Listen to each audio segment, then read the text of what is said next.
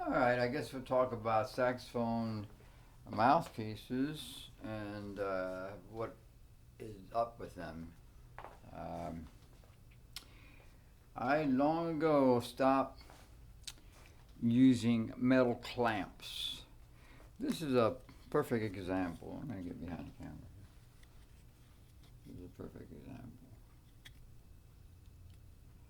In other words, this one here, it clamps on and it's got teeth. See that? It's got teeth. I could put some light on the subject.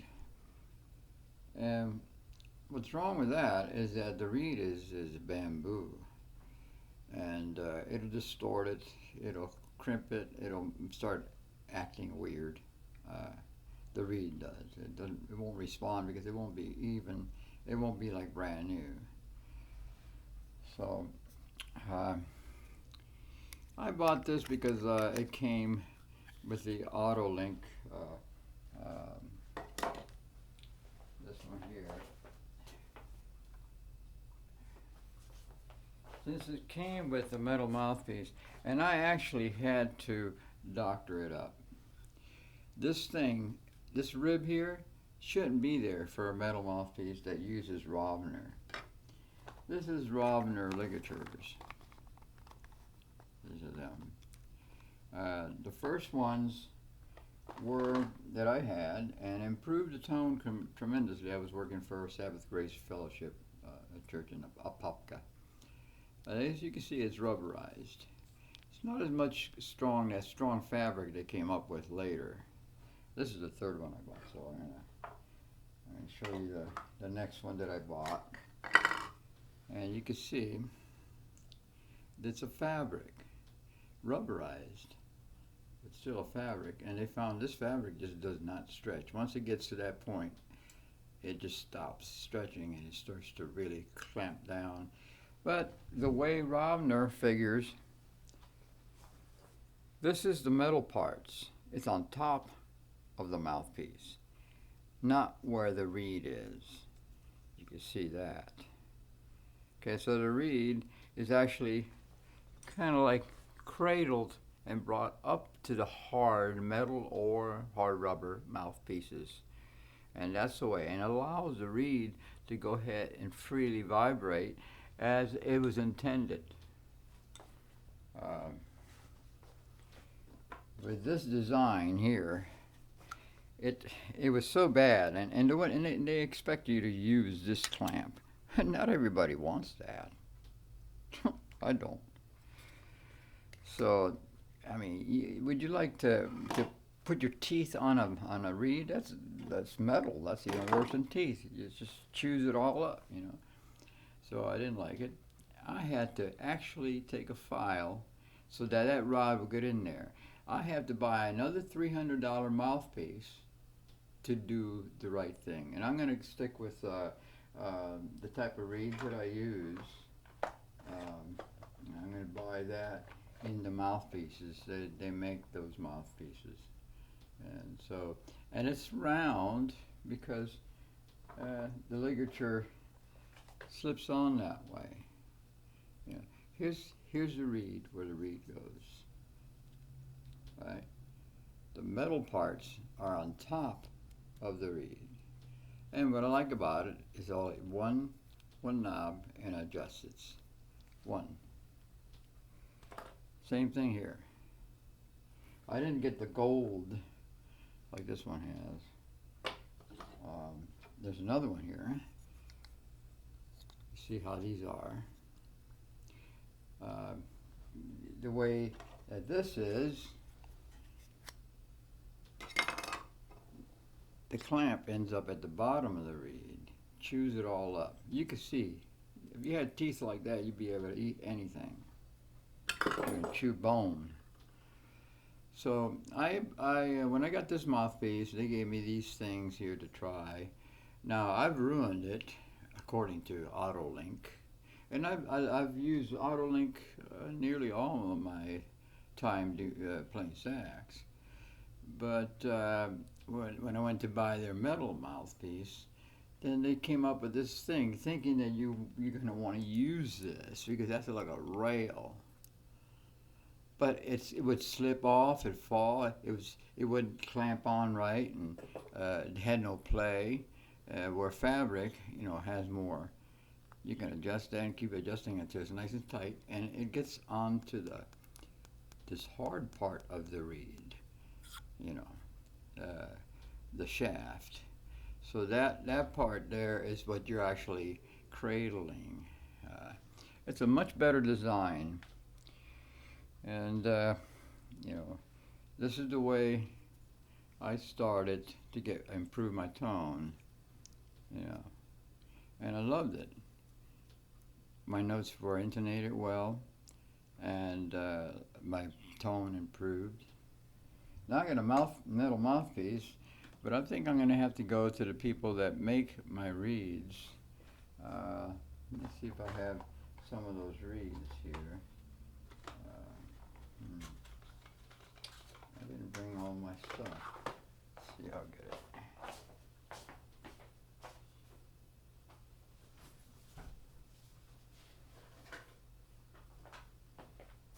This is Otto Link, the box that came in. That's that metal clamped one that I don't like.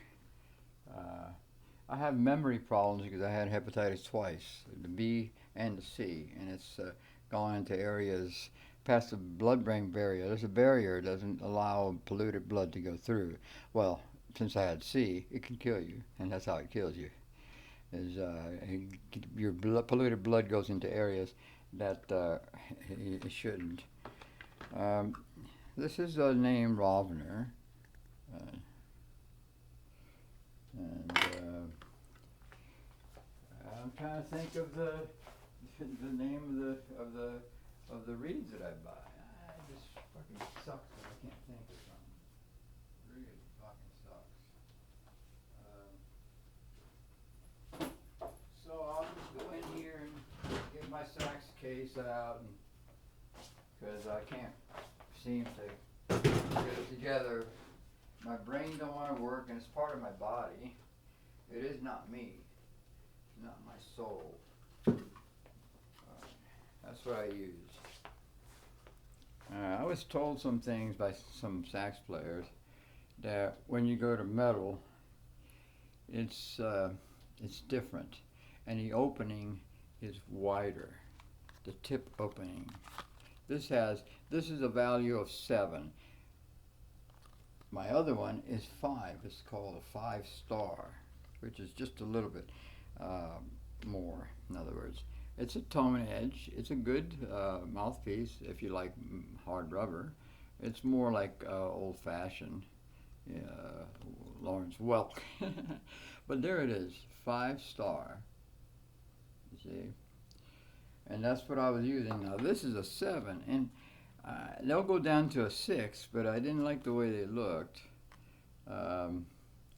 I should have realized that this rib was going to cause a problem. I actually took a file that I have and went across like that, just so that rod would sit in there and it would go lower enough to reach the reed.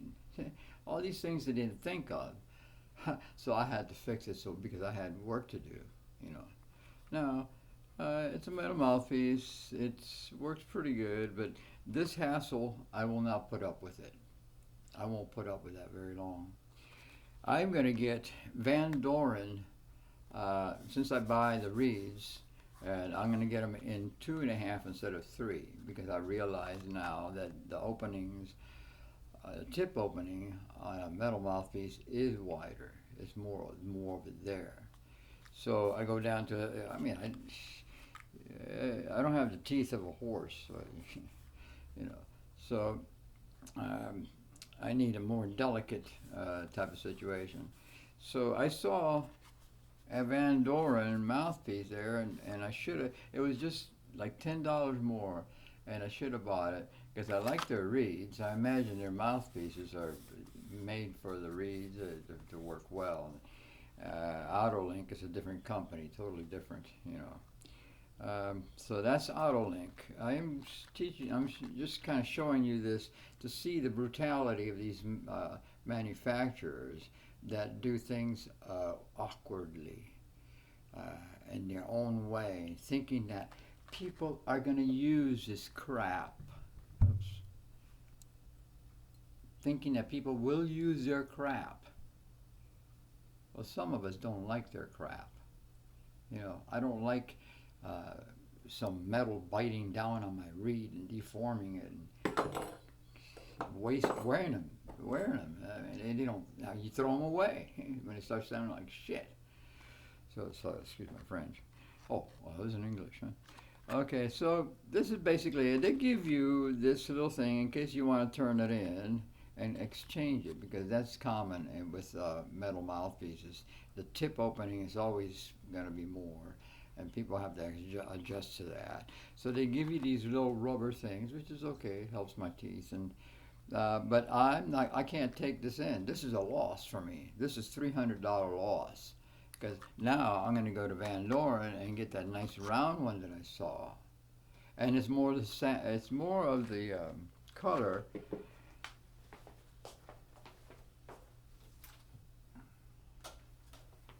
See, this saxophone is silver. It was made in 1914,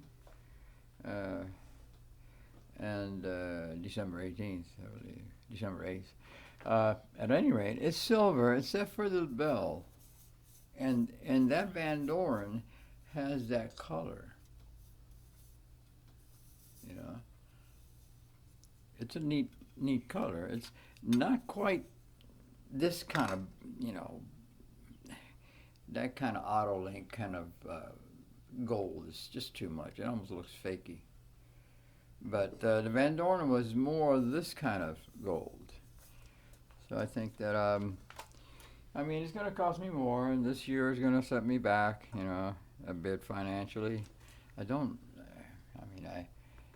a musician for the church, I do my YouTube stuff, but basically that is it. I don't make money. People think they do things for money. I don't. I just don't. I do it for the love of it. And I fix guitars. I don't charge. Why? Because they're my friends. I don't have money, so I have a friend, David, that brings me food. And some of these dishes, I just saw the price of his last bit of food that he bought me, $16, $16.95 or something like that. Well, they're supporting me, see. That's why I think that's the way to go. That's the way it started, You know how to do something, you do it. You do it as a favor. If it gets to a point where people want to pay you, and I have been paid, then you accept the money. But I don't charge, period. I just don't. I don't see why. I have the ability to fix guitars. I inherited from my father, who's a great luthier for acoustic guitars.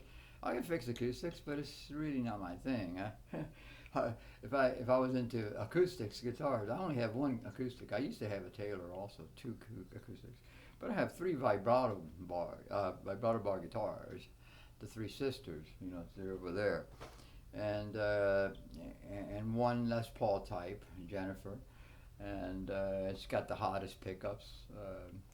So you can see that I'm into that, and since it's easy for me to help a friend out that's been helping me. He doesn't have to buy me food.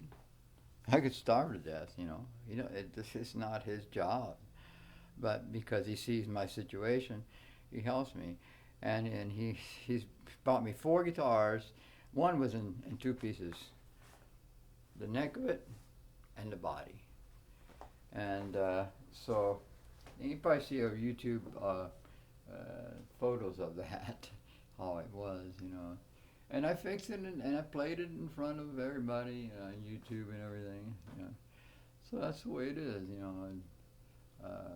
why should I charge when I'm living fine? I have everything I need. I don't need a car. I don't need a Learjet. I don't need tanks. I just don't need those things. So that's the way I feel. I got everything that I want in life. You know, I want to be the spirit of musical understanding. I am the spirit of musical understanding. That's how I got here. You know, I inhabit this body given to me by my mom and dad. You know, and so I just the bloodline. You follow the bloodline. My bloodline is luthier. You know, so since that's what it is. Now, I was going to talk more about flutes and stuff, but the history and all that. The sax came to last. In 1971, I joined a squeeze band, and they were going into jazz. We actually got a jazz pianist, Mike Rubin, and we needed a horn. I had played trumpet, but I was in an accident. I got a permanently cracked front tooth, which I got to treat very gingerly. So, because I wanted to last. And he says, if the doctor said, the dentist, he said, if you want to keep that tooth in good shape, stop playing trumpet, because your habit of pressing against your lips to get the high notes is only going to separate that tooth. It's cracked in such a way when you do that, that kind of force, it actually opens the two parts, you know.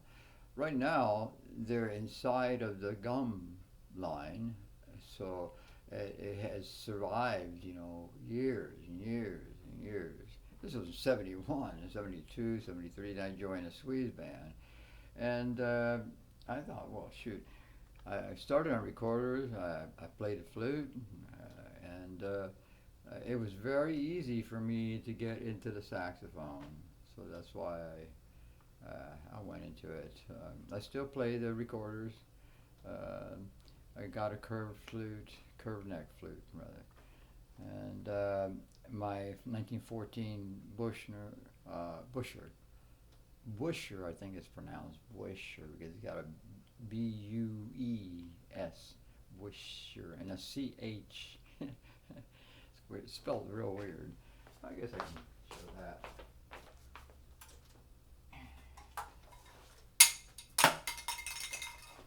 Oh boy. And see, the other thing I like about it is, this is not it, that's why I fell out. Yeah, Rovner, okay. Is that, you take it like this, and you can control how you put it on, you know. So it starts to grip up here on this side. It's just, basically, they took the ligature and turned it backwards and upside down, inverted it and the whole thing. And their method is way superior, way superior. I will never go back to clamp on kind of this kind of thing. I'll never go back to that. That is silly and stupid. I mean, this is a genius compared to this idiot. And yet I like Otto Link. That's what it's called, Otto Link. Hard rubber Otto Links are very good. That's why I use them, because this is an Otto Link. You can see how they are. This is called a tone edge. It actually has like links up around here. I don't know if you can see it. And this is called a tone edge. Used this for years. Until I started having to like polish the bottom of it, because it's hard rubber, not metal, you know. So metal mouthpieces survive more. They respond, you know, differently. That's why I was told, you know, I use a 3, right? 3 strength reed for tenor, and I'm going to a 2.5. Oh, that's the next box I'm buying. This next month coming in. I get into some cash on a 3rd. I'll be doing that. All right, well, I just thought, since I never explained how the trials and tribulations of sax players are, You think we got it easy? No, no, no, no. That's a lot of problems. If you get the reed on and it's too dry, it's gonna squeak and squeal and all that shit. If it's too wet, it gets soggy and it closes up on you. If it's the wrong strength, if it's too light, it will close up on you, so you don't get no sound, right, when you want a note. And if it's too stiff, then it's hard on your teeth. It's hard on your mouth, your jaw muscles, everything. And a lot of times you blow into it and you get air because the reed is so far away from the mouthpiece that it doesn't, vibrate right. At any rate, that's my take on mouthpieces. And anyone trying to get into saxophones, this is the best reeds ever. A lot of people use them. And they make it for clarinets and all the whole family, bassoons and baritones, all kinds of stuff. That's their shtick, as they say. Um, the Otto Link is. I'm not going to say that they're bad company because they make the best hard rubber mouthpieces that I've ever used. The other one was one called Brillhart that I used for a long time. Brillhart was also a very nice one. I used Brillhart first and then the Otto Link hard rubber. All right, well, I guess I'll stop yapping. God bless everyone.